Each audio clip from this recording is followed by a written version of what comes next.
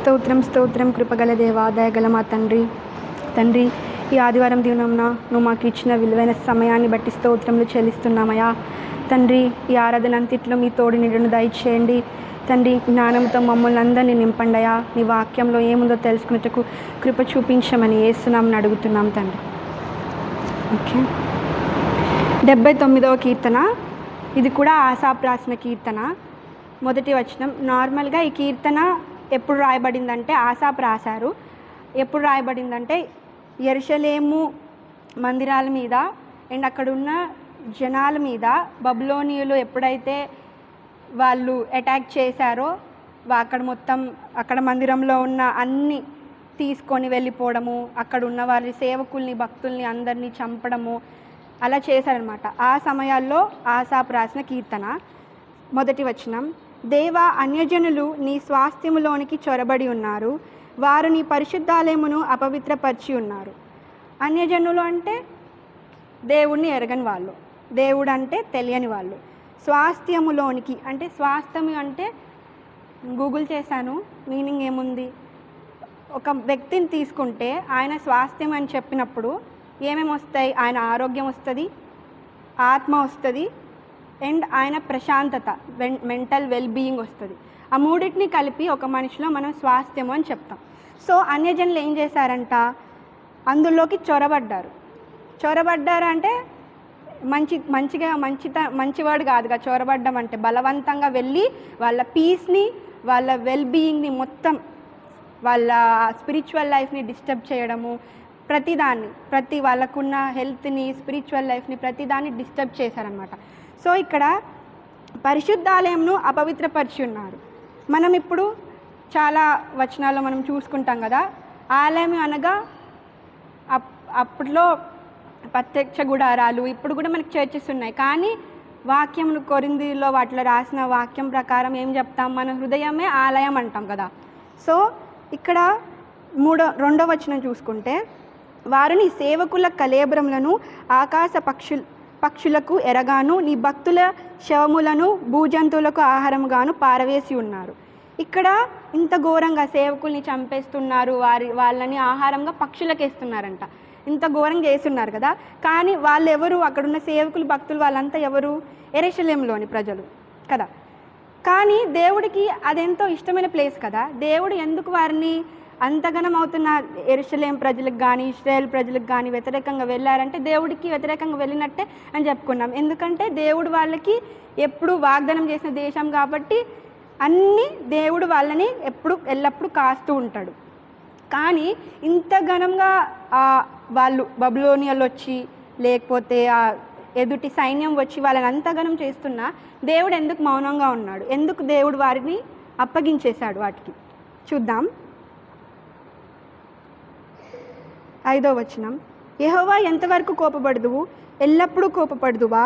నీ రోషము అగ్నివలే ఎల్లప్పుడూ మండునా? ఈ లెక్కన చూసుకుంటే ఎందుకు దేవుడు వాళ్ళని ఆ రీతిగా మరణానికి అప్పచెప్పాడు? ఎప్పుడు వాళ్ళకి ఎల్లప్పుడూ వారి పక్షాన యుద్ధం చేసే దేవుడు, ఎప్పుడు వాళ్ళ అవసరతలన్నీ తీర్చే దేవుడు, వారి ప్రార్థన చేయంగానే అన్నీ వారి సమస్యలన్నీ దూరం చేసే దేవుడు ఎందుకు ఒకేసారి ఇలా వారిని ఆ విధంగా అప్పచెప్పారు? ఎందుకు దేవుడికి వారు కోపం తెప్పించారు? ఏ రకంగా? దేవుడి ఆజ్ఞల్ని గైకొనకపోవడం అన్నా, దేవుడికి వ్యతిరేకంగా వెళ్ళడమో వాళ్ళు చేసి ఉన్నారు.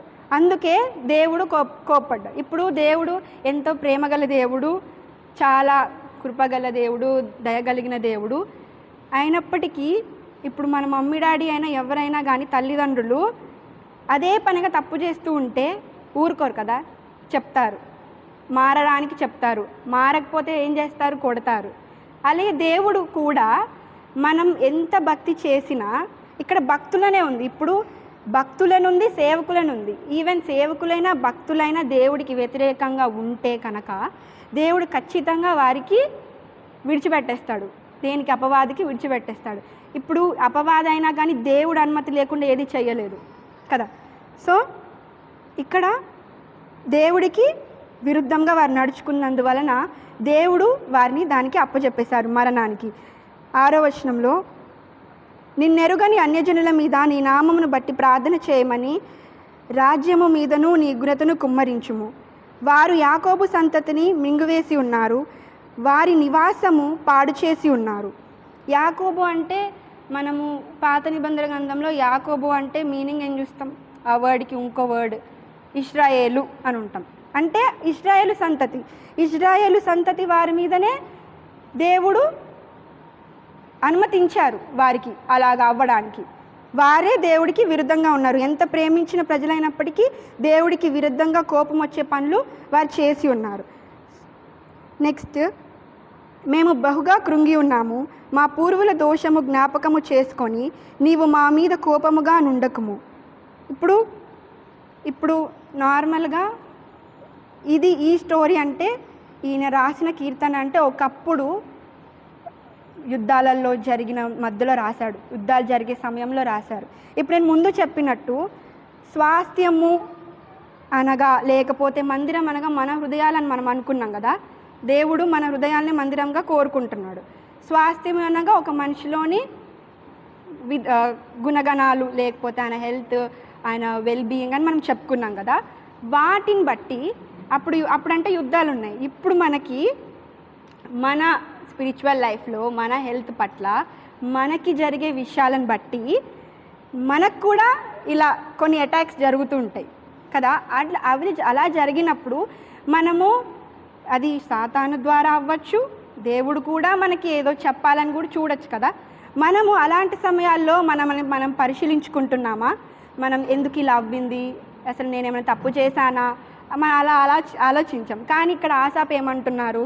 లోతుగా ఆలోచించి మేమేమైనా తప్పు చేశామా, లేకపోతే మా పితరులు ఏమైనా తప్పు చేశారా దేవా, మమ్మల్ని మన్నించు అని ఆయన అడుగుతున్నారు. పాత నిబంధన గ్రంథంలో కూడా నెహెమ్యా 9వ అధ్యాయం 1-2లో ఉంటుంది. ఆయన కూడా అలానే పితరుల పాపాలని ఒప్పుకుంటూ ప్రార్థన చేస్తారు. సరే చదువుతారా?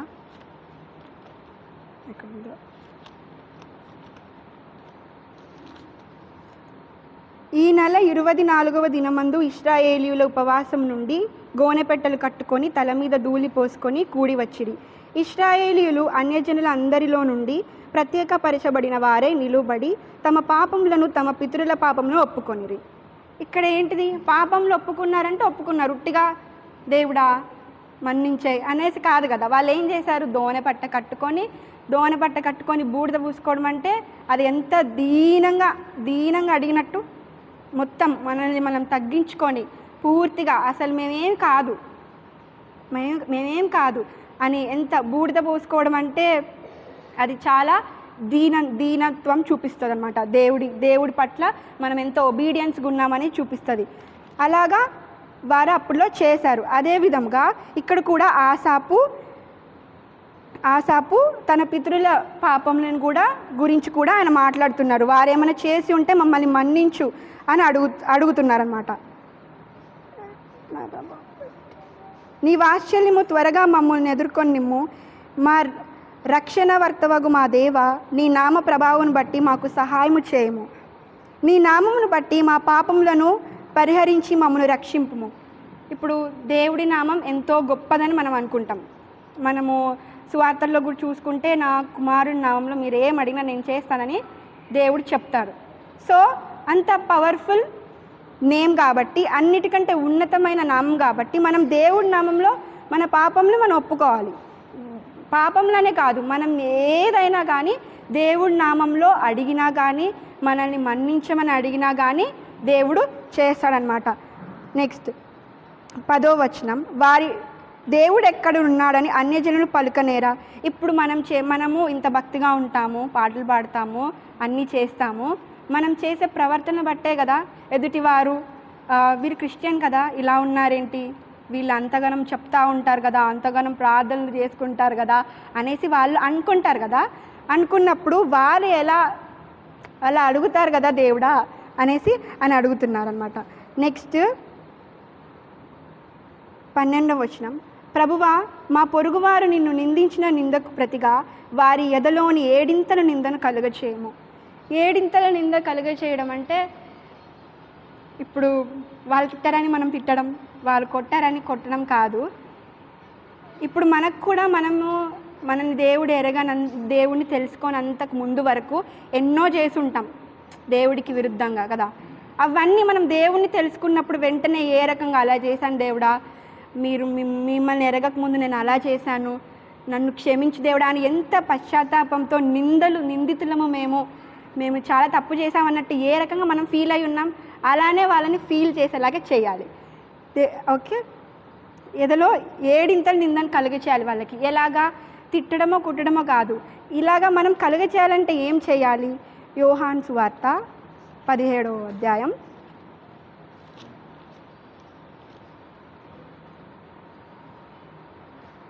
4. చేయుటకు నీవు నాకు ఇచ్చిన పని నేను సంపూర్ణంగా నెరవేర్చి భూమి మీద నిన్ను మహిమపరచితిని. ఇప్పుడు మనం అందరం ఈ చర్చ్లో చాలామంది ఉన్నాం, కానీ చాలా ఏజెస్ వాళ్ళు ఉన్నాము. అందరికీ సేమ్ పని అయితే లేదు. కొందరు పాటలు బాగొచ్చు, కొందరికి వాక్యం బాగా చెప్పడం వచ్చు, కొందరు బాగా ప్రార్థన చేస్తారు, కొందరు చర్చ్ పరిచయం చేస్తారు. దేవుడు చెప్పిన ఏ పనైనా హార్ట్ఫుల్గా మనం చేయాలి. లాస్ట్ వచనం 26వ వచనం, నీవు నా యందు ఉంచిన ప్రేమ వారి యందు ఉండునట్లు నేను వారి యందు ఉండునట్లు వారికి నీ నామమును తెలియజేసి తిని ఇంకనూ తెలియజేసేదనని చెప్పాను. ఎలా చెప్పాలంట? ప్రేమతో చెప్పాలి. ప్రేమ క్రోధమును చల్లార్చుని అంటారు కదా. ఎవరైనా మనకి హాని చేస్తున్నా, లేకపోతే మనకి ఇప్పుడు విరుద్ధంగా ఎవరు నడుచుకుంటున్నా తిరిగి మనం వారికి ఏం చూపించాలి? దేవుడు మనకి ఏ విధంగా అయితే ప్రేమను చూపించాడో మనం కూడా వారికి ఆ విధంగానే ప్రేమను చూపించాలి. తప్పకుండా వారు మారుతారు. ఆ విధంగా వారిలో పశ్చాత్తాపం రావాలి. వీరి దేవుడు ఇంత గొప్ప దేవుడు, అందుకే వీరు ఇంత మంచిగా ఉన్నారు కదా. అలా దేవుడి గురించి వారికి మన స్వభావం బట్టి, మన ప్రేమను బట్టి దేవుడిని తెలియచేయాలి వారికి. అలాగే వారు కూడా మారడానికి అవకాశం ఉంటుంది. సో ఈ కీర్తనను బట్టి ఓవరాల్గా మన స్వాస్థ్యము, మన ప్రశాంతతకి ఎన్నో ఒడిదుడుకులు వస్తుంటాయి. కానీ దాన్ని మేమేమైనా మనం తప్పు చేసామా, అందుకే ఇలా అవుతున్నాయా, మనం ప్రశ్నించుకుందాం. ఇచ్చిన వాక్యాన్ని దేవుడు దీవించుగాక.